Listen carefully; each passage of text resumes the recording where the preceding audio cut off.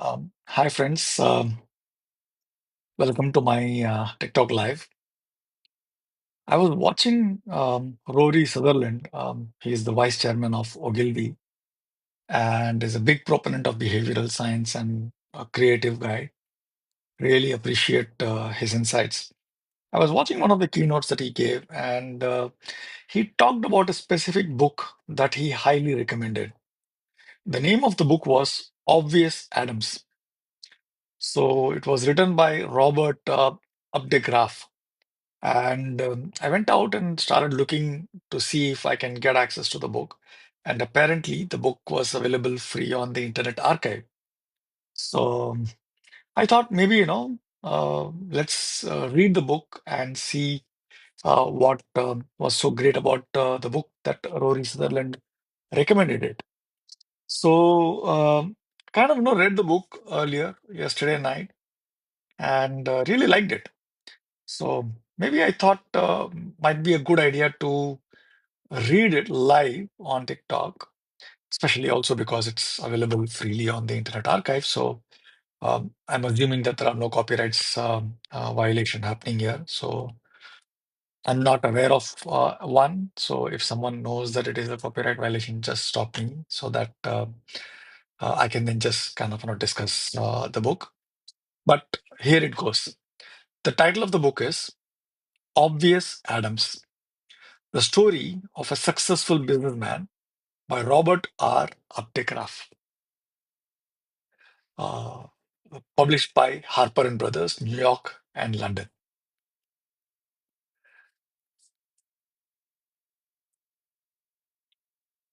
A lone man sat at a table by a window in the Dickens room of the Tip Top Inn in Chicago. He had finished his dinner and was apparently waiting for his black coffee to be served. Two men entered and were shown to a table nearby. Presently, one of them glanced at the man by the window. "See that man over there?" he whispered to his companion. "Yes," said the latter, looking disinterestedly in the direction indicated. "Well, that is Obvious Adams." "Is that so?" And he almost turned in his chair this time to get a good look at the most talked of man in the advertising business. Ordinary looking man, isn't he? Yes. To look at him, you would never think that he was the famous Obvious Adams of the biggest advertising agency in New York.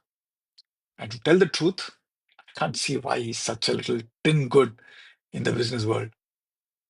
I've heard him speak two or three times at ad league meetings, but he never said anything that we didn't know already. He seems to have a lot of people buffaloed, though. I confess, he was a disappointment to me. It is funny, but that is the way most outsiders talk about Adams. And yet, this same Adams has been an important factor in the success of more well known businesses than perhaps any one man. Even at this moment, while the two men were talking about him, he was making business history. He had turned the menu card face down and was drawing lines and making notes on the back. Anyone looking over his shoulder, the result of his work would have been meaningless, but it seemed to please Adams, for he nodded his head earnestly to himself and put the menu into his pocket as the obsequious waiter came to help him into his overcoat. Half an hour later, a telephone bell jingled in the library of a sumptuous home in an Iowa city. It rang a second time before the man lounging in the big mahogany chair in front of the fireplace arose and picked up the receiver. "Hello," he snapped, and he scowled at the intrusion. "Hello, hello. Oh, it's you, Mr. Adams. I didn't expect to hear from you so soon. Where are you? Chicago? You got a plan? You have? Well, I've just been sitting here thinking about it myself, and I've chewed three cigars to a pulp trying to figure out what we ought to do about it." then silence in the sumptuous library, then a series of what sounded like approving grunts. Mm-hmm, uh-huh, hmm, uh-huh. I see your idea. Yes, I think they will do it all right. I'm sure they will. They've got to. It's a bully idea, and I believe it will turn the trick. All right, take the night train, and I'll send my car down to the station to meet you in the morning. Good night. For a long minute, the man in the library stood and looked into the fireplace thoughtfully. Now, why in thunder couldn't some of us have thought of that? It's the most natural thing in the world to do. But we had to bring a man clear from New York to show us that Adams is a wonder anyway. And having addressed these remarks to the andirons, he pulled out a fourth cigar, which he smoked. But that is another story. We are beginning back and two. To know obvious Adams and to understand the secret of his success, we must begin at the front end of his life. It's interesting. The story of a poor boy who began life as Oliver B. Adams in a little grocery store in a small New England town and has grown to be known everywhere in the business world as obvious Adams. It seems that Adams came of very poor, hard-working parents, that he had only a meager country school education, and that when Oliver was 12 years of his age, his father died and he started working in a grocery shop. He was a very ordinary sort of boy. He had no particular initiative and he seldom had any particularly bright ideas. And yet, in some strange way, business grew steadily in that store and it continued to grow year by year. Anyone who knew old Ned Snow, the grocer, would tell you that none of the growth was his fault, for he was not of the growing kind, unless you mean ingrowing. Well, things ran along uneventfully until old Snow was taken ill and died. Then the store was sold out and Oliver was without a job. The next 6 years of Adam's life, no one knows much about but he. And of these years, he has little to say. When the grocery store was sold out, he took what little money he had been able to save up and went to New York, where he worked by the day in a public market and went to night school in the evenings. Then one day, something happened. Near the end of his final year at night school, the principal arranged for a series of vocational talks for the benefit of the older students. The first of the talks was by James B. Oswald, president of the famous Oswald Advertising Agency. In those days, Oswald was in his prime and he was a most interesting and instructive talker with a way of fitting his message to the needs of his audience, which was probably why he was successful as an advertising man. Young Oliver Adams sat spellbound throughout the talk. It was his first vision of a big world of business, and it seemed to him that Oswald was about the most wonderful man he had ever met, for he actually did meet and shake his hand after the lecture. On the way home, he thought over what Mr. Oswald had told of the advertising business. As he prepared for bed in his little third floor rear, he thought over the man, Oswald, and decided that he must be a fine man. And he pulled the blanket up over him and nestled down into the pillows and decided that he would like to work in the advertising business. And as he slipped off to sleep, he assured himself that he would like to work for such a man as James B. Oswald himself. The next morning, when he awoke, the last two two thoughts had become united. He would like to work in the advertising business for James Oswald. The natural thing to do then, to Oliver Adams at least, was to go and tell that to the gentleman. Though the idea frightened him a little bit, it never occurred to him for a minute but that he should just do that. And so at 2 o'clock that afternoon, he asked for 2 hours off at the market, that being the quiet time of day.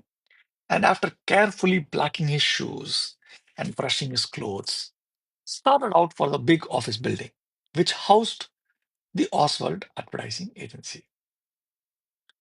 Miss Oswald was busy. He was informed by the girl in the reception hall who had telephoned his name in to the big man. Oliver thought for a minute. Tell him I can wait an hour and 10 minutes. The girl looked surprised, for people were not in the habit of sending such messages to the big chief.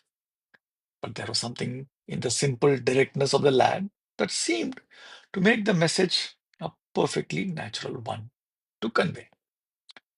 So rather to her own surprise, she repeated the message to the president precisely as she received it.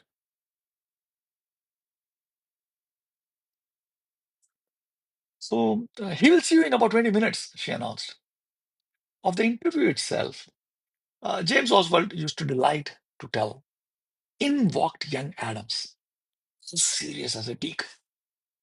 I didn't recognize him as one of the young men I had met the night before until he introduced himself and mentioned our meeting.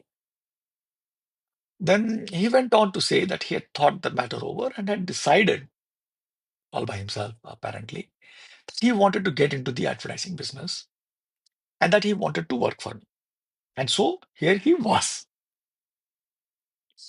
I looked him over. He was a very ordinary looking boy, it seemed to me, rather stolid, not especially bright in appearance. Then I asked him some questions, to see how quick-witted he was. He answered them all readily enough, but the answers weren't particularly clever. I liked him well enough, but he seemed to lack alertness, that little up-and-comingness that is necessary in advertising. And so finally I told him in as kindly a way as possible that I did not think he was cut out for an advertising man, and that I was very sorry, but I could not give him a position, and a lot more fatherly advice. It was really a choice little speech, firm but gentle. He took it all nicely enough, but instead of begging me to give him a chance, instead he thanked me for the interview and said as he got up to go, "Well, Mr. Oswald, I have decided that I want to get into the advertising business and that I want to work for you. And I thought that the obvious thing to do was to come and tell you so. You don't seem to think I could make good. So I will have to set out to find some way to prove it to you. I don't know just yet how I will do that, but I'll call on you again when I have found out. Thank you for your time. Goodbye." And he was gone before I could say a word. Well, I was set back considerably. All my little speech had been lost entirely. He didn't even entertain my verdict. I sat there for 5 minutes thinking about it. I was rather irritated to be thus turned down by a boy, so civilly but so very definitely. All the rest of the afternoon, I felt decidedly chagrined. That night, on the way home, I thought it over again. One sentence stuck in my memory. I want to get into the advertising business and I want to work for you. And I thought the obvious thing to do was to come and tell you so. It all struck me in a heap. How many of us have sense enough to see and do the obvious thing? And how many of us have persistency enough in following out our ideas of what is obvious? The more I thought of it, the more convinced I became that in our organization there ought to be some place for a lad who had enough sense to see the obvious thing to do and then to go about and directly, without any fuss or fireworks, and actually do it. And by George, the next morning I sent for that lad and gave him a job checking up and filing periodicals. That was 20 years ago.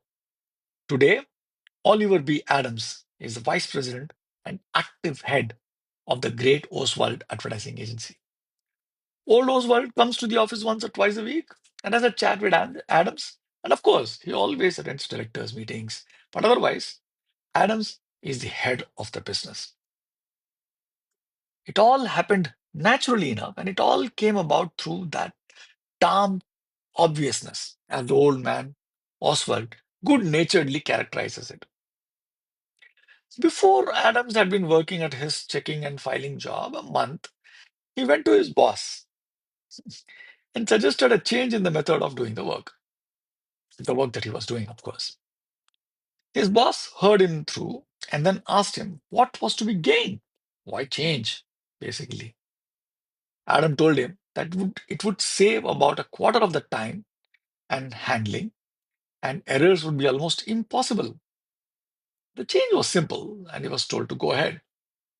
After the new plan had been in operation 3 months, he went to his boss again and told him that the new plan worked so well that a girl at two-thirds of his salary could take care of his work. And wasn't there something better for him? He said he noticed that the copy staff had to work nights, and he wondered if they didn't have so much work for the future that they could start in to train up a new man. The boss smiled and told him to go on back to his work. You're no John Wanamaker. Back he went, but also he began to write copy during his spare time. The copy rush was on account of a big campaign for the California Peach Canners Association. So Adam proceeded to study up on the subject of peaches. He thought, studied, dreamed, and ate peaches, fresh, canned, and pickled. He sent for government bulletins. He spent his evenings studying canning. One day, he sat at his little desk in the checking department, putting the finishing touches on an advertisement he had written and laid out. The copy chief came in to ask him for the back number of a certain paper that was in the files. Adams went to get it, leaving the advertisement on top of his desk. The copy chief's eyes fell on it as he stood waiting. 6 minutes from orchard to can was the heading. 6 minutes from orchard to can was the heading. Then there were layouts for pictures illustrating the 6 operations necessary in canning the peaches, each with a little heading and a brief description of the process. Something like this: California sun ripened peaches, picked right from the trees, sorted by the girls in clean white uniforms, peeled and packed into the cans by sanitary machines, cooked by clean life steam, sealed airtight, sent to your grocer for you at 30 cents the can. The copy chief read the ad through and then he read it through again. When Adams got back to his desk, the copy chief, Howland, by name, was gone. So was the advertisement. In the front office, Howland was talking with the president, and they were both looking at an ad layout on the president's desk. I tell you, Mr. Oswald, I believe that lad has the making of a copy man. He is not clever, and goodness knows we have too many clever men in the shop already. But he seems to see the essential points and he puts them down clearly. To tell the truth, he has said something that we upstairs have been trying to say for weeks. And it has taken us 3.5 page ads, taken us 3 half-page ads to say it. I wish you'd apprentice that boy to me for a while. I'd like to see what's in him. By George, I'll do it, agreed Mr. Oswald. Whereupon he sent for Adams's boss. Could you get along without Adams, Mr. Wilcox? He asked. Mr. Wilcox smiled. Why, yes, I guess so. He told me the other day that a girl at two-thirds his salary could do his work. All right, send him up to Mr. Howland. And up Adams went to the copy department. His scant peach copy had to be polished up, but this was given to one of the crackmen, for there was need of haste, and Adams was given another subject to write on. His first attempts were pretty crude, and after several weeks, the copy chief almost came to the conclusion that maybe he was mistaken in Adams after all. Indeed, many uneventful weeks passed. Then one day, a new account was landed by the Oswald agency. It was for a packaged cake, which was sold through grocers. The firm had limited distribution, but it had been stung by the advertising bee. It wanted to grow faster. The company was working within a 50-mile radius of New York. So before any orders came through to the copy department, some of the copymen got wind of it, and Adams heard them talking about it. That day, he spent his noon hour looking up at a grocery store that sold the cake. He bought one of the cakes and ate a liberal portion of it as his lunch. It was good. That night, when he went home, he sat down and worked on the cake problem. Far into the night, the gas burned up in the little third floor rear room. Adams was made He had made up his mind that if he had a chance at any of the cake copy, he was going to make good on it. The next morning, the cake business came through to the copy room. To Adams's great disappointment, it was given to one of the older men, some senior guy. He thought the matter over all morning, and by noon, he had decided that he was a chump for ever thinking that they would trust such a copy to a kid like himself. But, but, he decided to keep working on that cake account during his spare time, just as though it were his own account. 3 weeks later, the campaign opened up. When Adams saw the proofs of the first cake copy, his heart sank. What copy? It fairly made one's mouth water. Preston was famous for food product copy, but he had outdone himself on this cake. Adams felt completely discouraged. Never would he be able to write such copy. Not in a million years. Why? That copy was literature. It took mere cake at 15 cents the loaf and made it fit food for angels. The campaign was mapped out for 6 months, and Adams carefully watched each advertisement, mentally resolving that he was going to school to that man, Preston, in the matter of copy. 4 months later, in spite of the wonderful copy running in the newspapers, both city and suburban, there were mutterings of dissatisfaction coming from the Golden Brown Cake Company. They liked the advertising. They agreed that it was the best cake advertising had ever been done. It was increasing the business somewhat, but sales were not picking up as they had anticipated. At the end of another month, they were more disappointed than ever. And finally, at the expiration of the 6 months, they announced that they would discontinue advertising. It was not so profitable as they had hoped. Adams felt as keenly disappointed as though he had been Mr. Oswald himself, the owner of the agency. He had become very much interested in that cake business. On the night he heard of the decision of the Golden Brown Cake Company to stop advertising, went home downcast. That evening, he sat in his room thinking about Golden Brown Cake. After a while, he went to a drawer and took out a big envelope containing the ads he had written for the cake months before. He read them over. They sounded very homely after reading Preston's copy. Then he looked over some streetcar cards he had laid out for his imaginary cake campaign. After that, he assembled a new cartoon he had drawn out of and colored with watercolors. He sat and looked at these things and thought and thought and thought. Then he fell to work, revising his work of months before, polishing it up and making little changes here, little changes there. As he worked, his ideas began to develop. It was nearly 3 o'clock when he finally turned out his light and went to bed.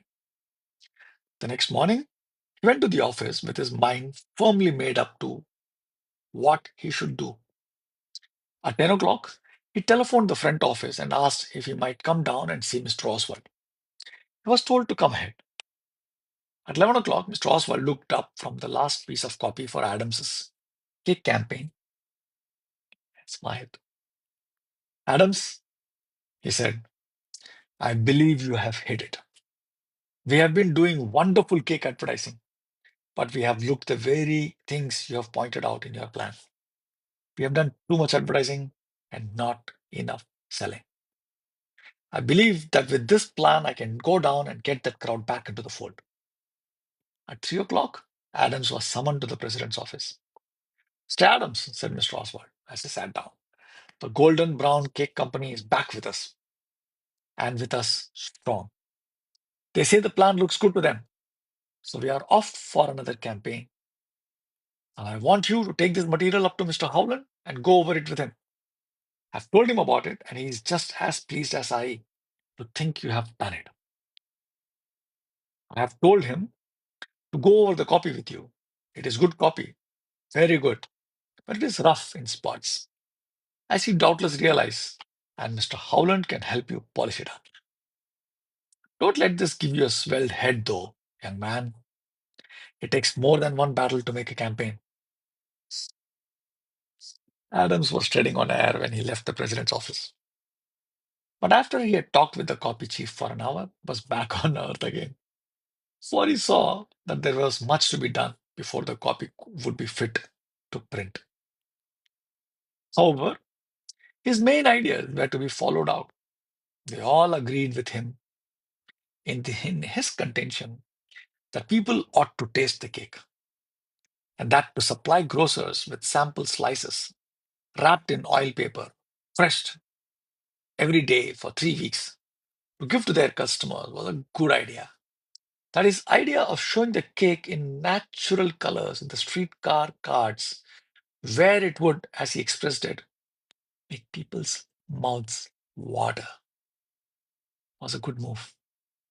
That giving up their old green package in favor of a tempting cake brown carton with rich dark brown lettering would make for better display and appeal to the eye and the appetite. Some of these things Adams had learned back in the little New England grocery store, and they seemed to him perfectly natural things to do. They seemed so to Oswald and Mr. Howland and all the rest when they heard the plan, and every one of them wondered why he had not thought of them. Before the first week of the sampling campaign was up, the sales had begun to show a substantial increase. And at the end of the month, the Golden Brown Cake Company reported an increase of nearly 30% in their business in what was ordinarily the dullest month of the year. And that marked the beginning of one of the most successful local campaigns the Oswald Agency ever conducted. Yes, the copy was simple, almost homely, in fact, but it had the flavor of the old New England kitchen on baking day. And it told of the clean, sunny bakery where golden brown cakes were baked. In fact, it told it also simply that it is entirely probable that it would have been turned down flat had not the previous campaign failed. Several months later, there was a very important conference in the front office of the Oswald Advertising Agency. The officers of the Monarch Hat Company, It wasn't hats, but I dare not tell you what it was. And hats will do for the purpose of the story. Were closeted with the president and the copy chief. Conversation, sales reports, and cigar smoke were consumed in about equal parts for nearly 3 hours. It seemed that the Monarch Hat Company had two retail stores in a large southern city, that one of these stores was paying, though the other ran behind steadily. They did not want to abandon either store, for the city was large enough to support two, but they could not afford to go on loosening. Already, they had sunk hundreds of dollars in a special advertising campaign, which made the prospering store prosper even more, but did not pull the unprofitable store out of the loss column. Something had to be done, and done quickly. The conference had lasted until nearly lunchtime, but nothing had come out of it. Every plan that was suggested had either been tried or was impracticable. Well, gentlemen, said Mr. Oswald at last, we have spent 3 hours talking about what ought to be done, whereas it strikes me that our first job is to find out what is the matter. Will you give me 2 weeks to find out what the matter is, and then meet for another conference? They were all hungry, so they were talked out. Yes, they would agree. What's your idea? Asked the copy chief after the crowd had left. Mr. Oswald looked at him quite seriously. Howland, I'm going to gamble. If I could spare the time, I'd go down myself and investigate, but I can't. The Monash people never need to know about it, but we are going to send a boy down to that berg to see if we can find out what's the matter. You don't mean, yes, they are going to send young Adams. I have a sneaking suspicion that there is something obviously wrong in that situation. Something that has got nothing to do with sales report or turnover. And if there is, by cracky, I'll gamble that plain, everyday young man will figure it out. Obvious seems to be his middle name. Maybe I'm a fool. I'm going to try it. Adams, said the president, as that young man stood before him. The Monarch's Hat Company has two stores in a southern city. One of them is paying and the other is not. I want you to go down there and find out, without asking, mind you, which one of the stores is not paying. And then I want you to find out why. Get some expense money from the cashier and leave in the morning. Come back when you feel reasonably sure you know the answer. Adams went. He went directly to a hotel when he struck down, registered, left his grip. Then he looked up the addresses of the two Monarch stores. 20 minutes later, he had found one store located on the corner of two prominent streets, with a prominent entrance and display windows on both streets. The other store he found 3/4 of an hour later, right on Market Street, the main retail stores street of the city, also located on a corner. But Adams was surprised when he found the store to discover that he had passed it 3 times while he was looking for it. He stood on the opposite corner and looked at the store. It had only a very narrow front on Market Street, but a very large display window on the intersecting side street. He stood thinking. It struck him that that store was too hard to find. What if they did do heavy advertising? He knew of the Monarch campaign in that city. The other store would reap benefit because it was so prominently located, even though not right on the Market Street. Yes, he felt sure this was the unprofitable store. As he stood watching the store, he began to notice that more people went up on that side of the street, which meant that as they approached the store, their eyes were focused ahead, watching for the crossing policeman's signal to cross, and as they did cross the intersecting street, their backs were turned to the big side window. And even those who came down on that side of the street did not get a good view of the window because they were on the outside of the sidewalk, with a stream of people between them and the store.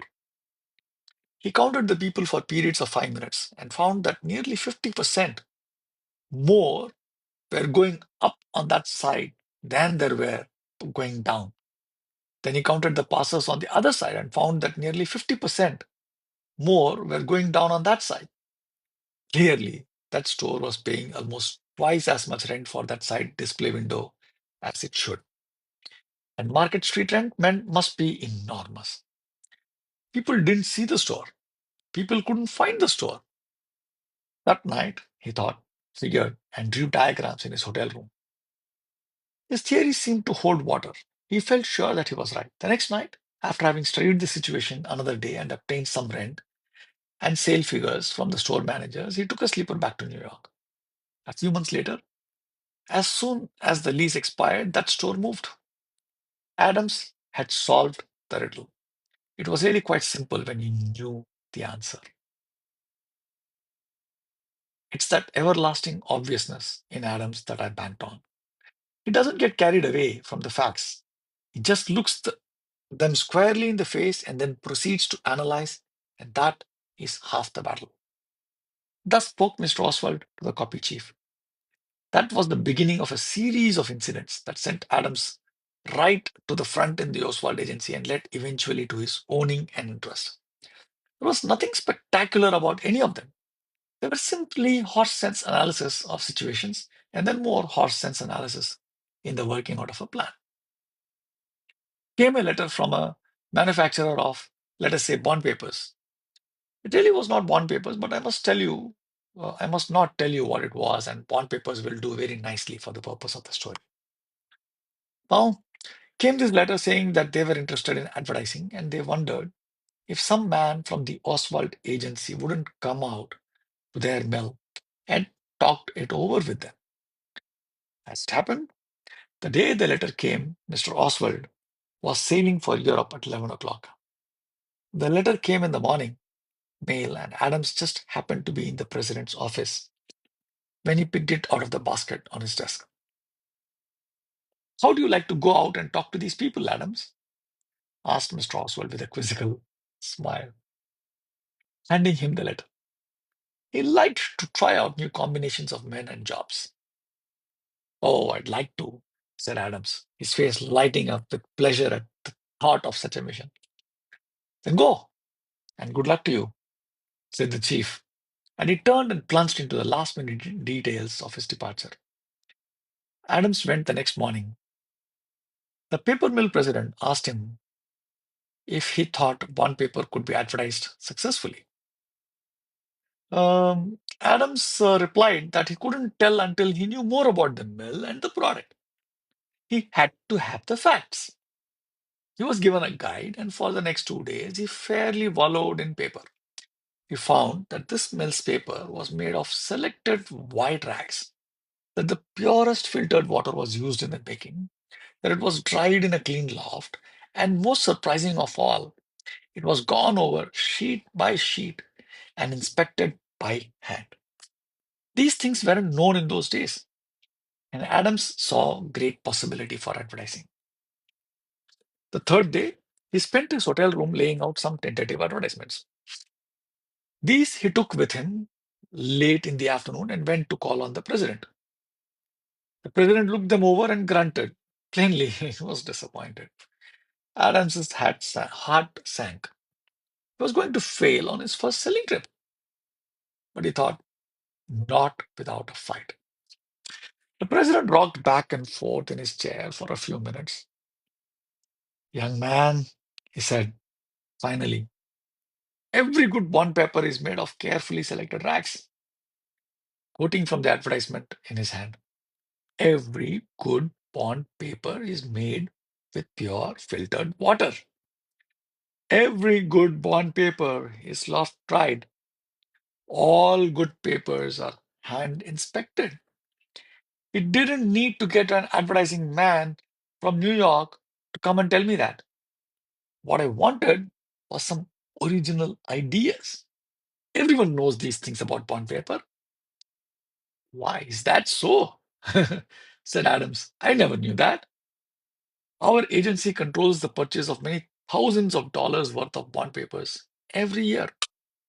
Yet, I venture to say that not a single man in our organization knows much about paper making, except that good paper is made of rags. You see, Mr. Merritt, we aren't any of us paper makers, and no one has ever told us these things. I know there is nothing clever about these advertisements. They are just simple statements of fact. But I honestly believe that the telling of them in a simple, straightforward way as qualities of your paper, month after month, would in a comparatively short time make people begin to think of yours as something above the ordinary among papers. You would be 2 or 3 years at least ahead of your competitors. And by the time they got around to advertising, your paper would already be entrenched in the public's mind. It would almost be a synonym for the best in bond paper.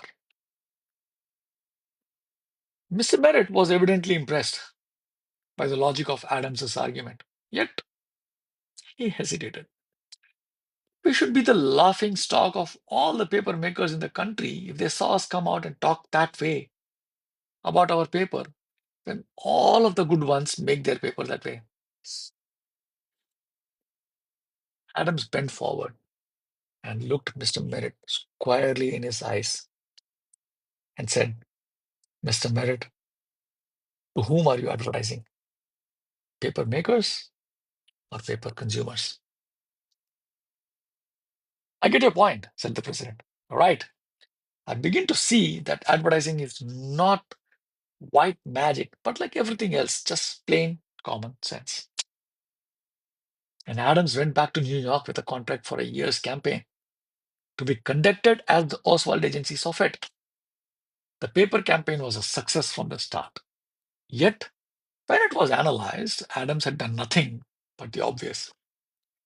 In due time, Mr. Oswald over in Europe heard of Adams's success in securing the account, and in due time came a little note of congratulations from the president. And the thing that puzzled Adams was that the envelope was addressed to obvious Adams. That name, obvious, spread all through the organization and it stuck. Then the bond paper campaign came into prominence, and with it, Adams, and with him, the new name. Today, he is known among advertising men from the Atlantic to the Pacific, and it is doubtful if more than a score of them know his real name, for he always signs himself just O.B. Adams. Clever. Nearly every magazine you pick up shows the influence of his obviousness. In advertising, Monarch hats, for example, they had always been shown on full-length figures of men, making the hats very small and inconspicuous. Let's sew the hat, not the man, said Adams one day as he looked at one of the large original photographs in the art department. If men could see such a picture as this, they would buy that hat. We lose too much when we reduce the pictures to such a small size. Whereupon he grabbed a pair of shears and sliced that perfectly good picture on all sides until there was nothing left but a hat, a smiling face, and a suggestion of a collar and necktie. Now, laying it onto a magazine page, which it nearly filled, on that, and put your copy in that bare left-hand corner. Nowadays, you often open a magazine and you find a face almost as large as yourself, smiling out at you. And you see it too. So, you see, Adams was really the Griffith of the advertising business. With his close-ups, both of them merely did the obvious thing. Adams also discovered that advertisements do not always have to streak out their message in 2-inch type. He proved that people would read a 4-page advertising story set solid in small type, if it were made interesting and dramatic like any other good story, quite an obvious way to tell about your business too, when you come to think of it, right? You may be surprised to learn that Adams is not a particularly interesting man to meet, rather boresome, in fact. He has none of the attributes commonly ascribed to a genius. He is not temperamental. Since those early days, he has been through many hard fought campaigns, counseling here, directing there, back counseling here, holding back occasionally, making mistakes now and then, but never the same one twice. He has nursed numberless sick businesses back to health and rosy bank accounts through his skill in merchandising. He has helped businesses to grow from loft rooms to great plants covering acres. He has altered a nation's breakfast habits. He has transformed trade names into dictionary nouns. But for all his experience and reputation, he is rather uninteresting to meet. That is, unless you should catch him some evening in his home, as I did, and he should sit in the comfortable living room in front of the fireplace, puffing contentedly on a good cigar and soliloquizing. It was in response to my question, how did you come to acquire the name Obvious, that he told me some of the incidents I have just related. I wasn't born obvious, he chuckled. I had obvious thrust upon me in the old days by Mr. Oswald. I never stopped to think in those days whether a thing was obvious or not. I just did what occurred to me naturally after I had thought things over. There is no credit coming to me. I couldn't help it. Oh, I pressed. Why don't more businessmen do the obvious then? The men in your office say that they often spend hours trying to figure out what you're going to propose after they have decided what they think is the obvious thing to come and to be done. And yet you fool them repeatedly. Adams smiled.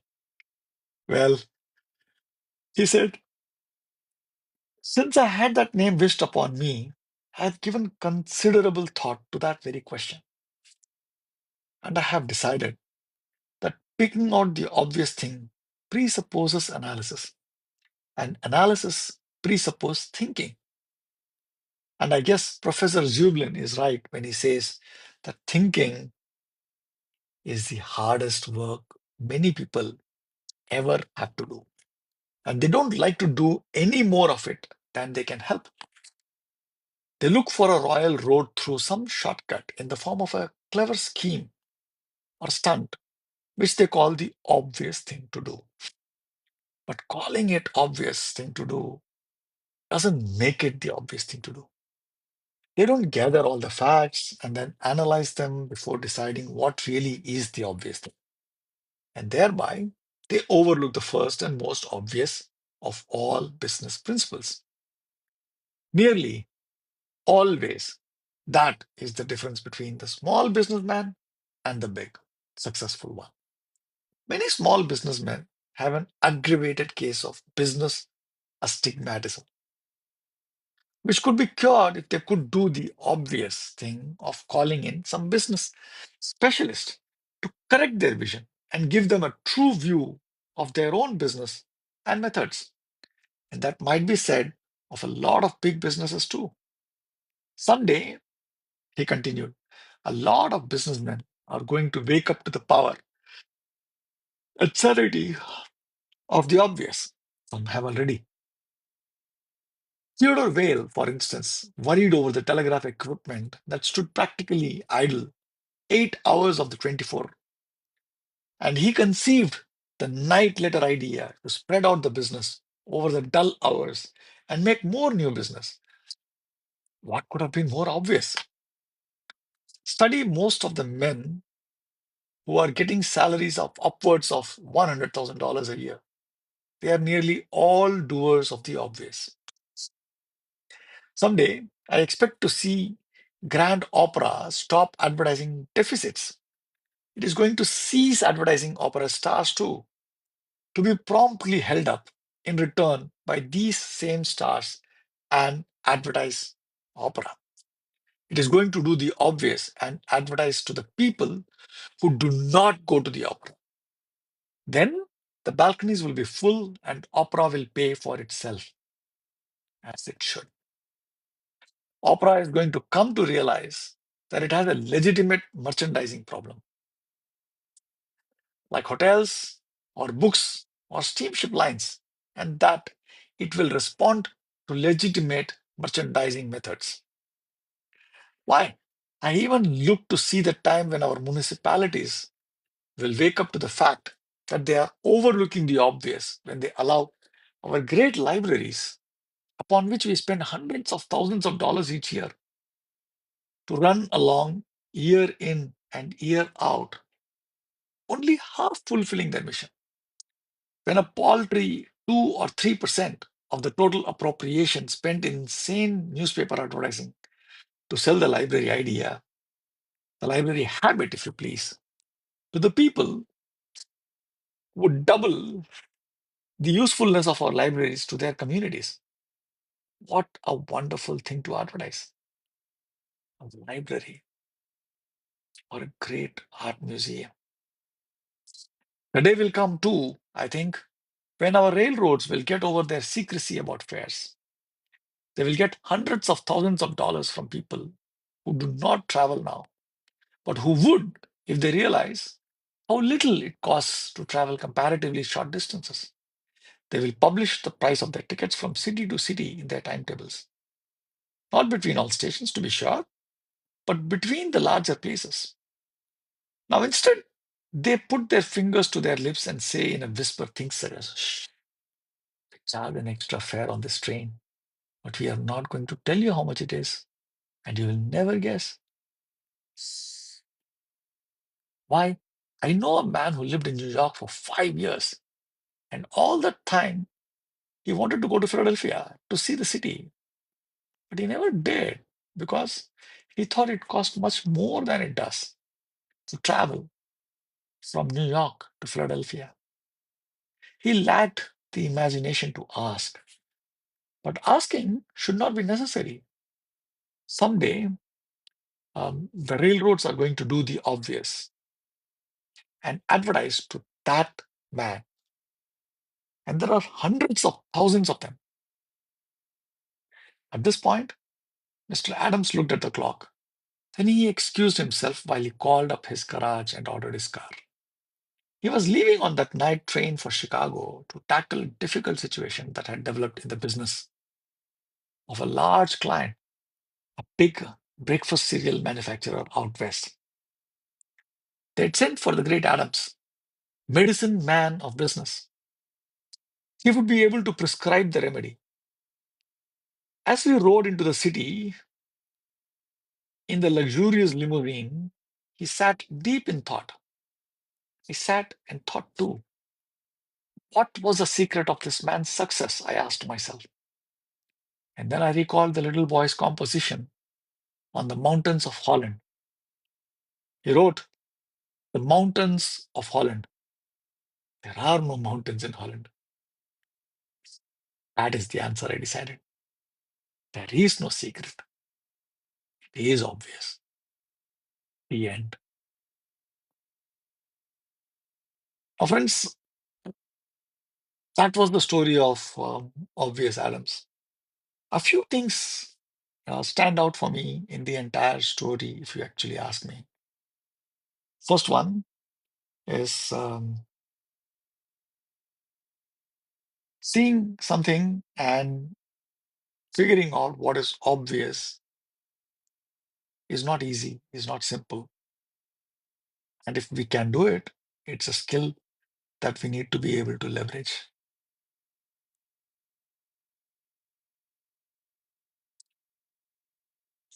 Here are a few things that I learned from Obvious Adams himself. He backed himself. When he first got the, heard the ad man, Mr. Oswald, talk about advertising, and he wanted to become an advertising professional, and he decided that he wanted to work with uh, you know Mr. Oswald himself. Um, he didn't stop there. He didn't wish. He didn't think that someday something will happen and put me in front of Mr. Adams and Mr. Oswald, and somehow I will get a job with him. He took action. The next day, he went and asked for a job. And not just that, when he was said that, when he was declined to be offered a job, he didn't get frustrated. He didn't get flustered. All he said was that, you seem to think that I'm not cut out to be an admin, but I still want to do this and I want to do it with you. So I'm just going to have to find a way to prove to you that I am cut out for this. And just walked away. Something that was not obvious in hindsight. But for him, it was the most obvious thing to do because he had made the decision. When he first started working with him, with the advertising agency, he proactively figured out a way to improve the job that he was doing and made himself redundant and told his manager that his job can now be done by someone at much lesser cost, much lesser experience, so that he's freed up to move up the ladder, to do more work. And he didn't stop there. He said, I want to work in the copywriting department because he noticed that they were overwhelmed. He didn't stop there. Um, he assumed that at some point in time, he will be working in the copy department. And he started writing copy even before he was expected to write copy. Right? At every stage, not only was he someone who saw and stated the obvious, but he also took proactive action in order for him to be able to benefit from the situation.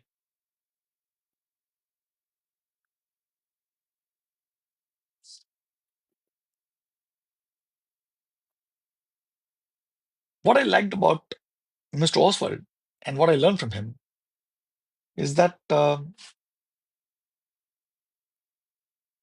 it almost always pays if we take a chance with someone. If your gut tells that there is someone who's different, someone who's thinking differently than you do, acting differently than you do, then maybe it's okay to take a chance. First, he took a chance by offering him the job. Then he took a chance by offering him to start working in the copywriting department. Then he gave a chance to him to kind of work on the cake campaign. Then he gave a chance to him to go and sell and land, to figure out what was wrong with the hats company. Then he also gave him a chance to go and land the bond paper um, uh, advertising work. So it pays to trust and to give someone an opportunity who may not necessarily get that opportunity given their situation or their condition or their level in your organization. Always give a chance to someone who is eager and who's willing to learn.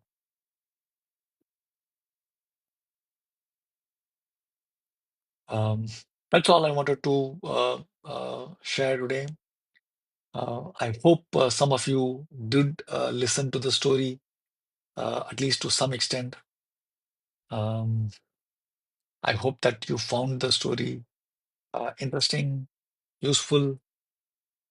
I thought I did.